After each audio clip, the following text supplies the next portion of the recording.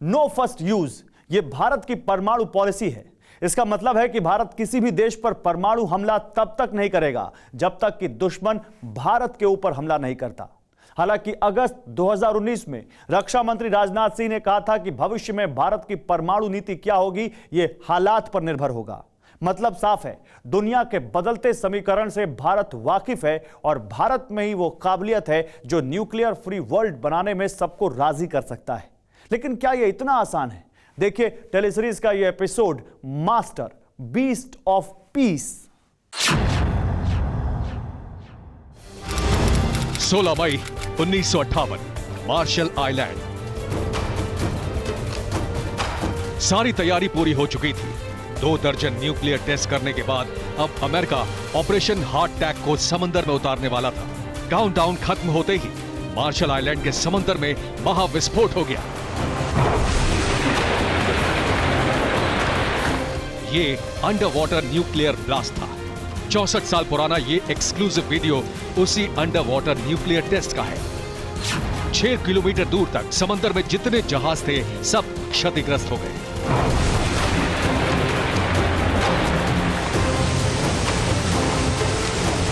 एक द्वीप को थर्रा देने वाला यह धमाका एक छोटे परमाणु बम का था। सोचिए, अगर जंग में तीसरा एटम बम फटा तो कितनी बड़ी तबाही होगी। हिरोशिमा कांड के 77 साल बाद इतिहास से सबक लेने के बजाय दुनिया फिर एटमी ब्लास्ट के मुहाने पर है। अब सवाल है कि आखिर इसकी शुरुआत हुई कैसे? 17 दिसंबर 1938 बर्लिन, जर्मनी। विज्ञान की दुनिया में यह एक चमत्कारी दिन था, भविष्य बदलने वाला दिन। जर्मनी के महान वैज्ञानिक ऑटो हॉर्न ने अपने सहयोगी फ्रिट्ज स्ट्रॉट्समैन के साथ मिलकर न्यूक्लियर फिजन की खोज की। न्यूक्लियर फिजन यानी परमाणु विखंडन। जब जब कोई भारी न्यूक्लियस 2 या अधिक हिस्सों में टूटता है तो उसके साथ बहुत बड़ी मात्रा में ऊर्जा पैदा होती है। न्यूक्लियस के टूटने की इस प्रक्रिया को ही न्यूक्लियर फिजन कहते हैं।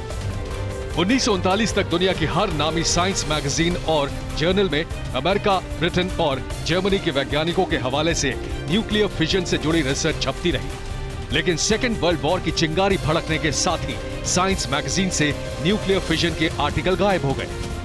अप्रैल 1942 में सोवियत रूस के साइंटिस्ट जॉर्जी फ्लायरोव को यह बात खटकी। उन्होंने तानाशाह जोसेफ स्टालिन को एक सीक्रेट चिट्ठी लिखी।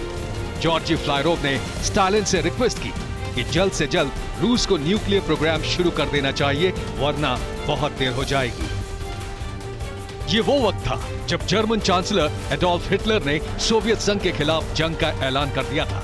स्टालिन ने न्यूक्लियर प्रोग्राम शुरू करने के बजाय नाजी सेना से लड़ने को प्राथमिकता दी। लेकिन 1943 में कुछ ऐसा हुआ कि स्टालिन को अपना स्टैंड बदलना पड़ा।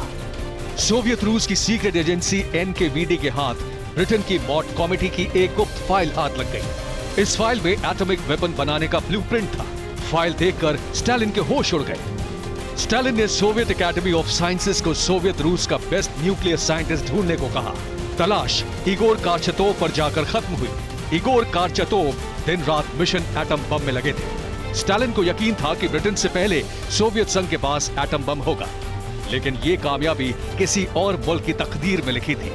6 अगस्त 1945 को सुबह 8:15 पर अमेरिका ने जापान के हिरोशिमा शहर पर परमाणु बम गिरा दिया।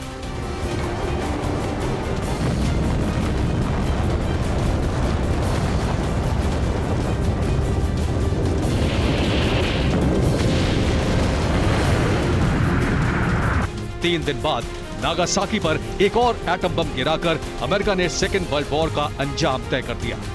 अमेरिका सुपर पावर बन गया, लेकिन इगोर कारचतोव की मेहनत जारी थी।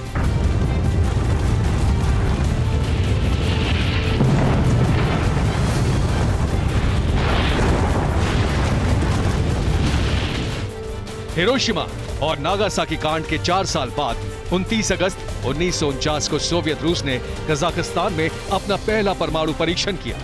एक प्लूटोनियम बम को फोड़कर यूएसएसआर न्यूक्लियर ताकत बन गया।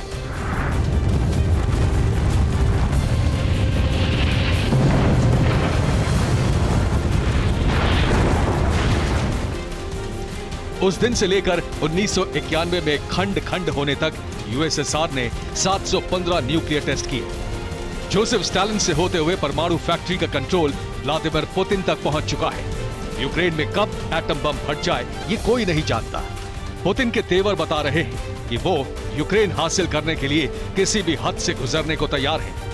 1945 के बाद दुनिया में कई जंग हुई, लेकिन किसी जंग में एटम बम का इस्तेमाल नहीं हुआ। लेकिन कब तक नहीं होगा ये कहा नहीं जा सकता।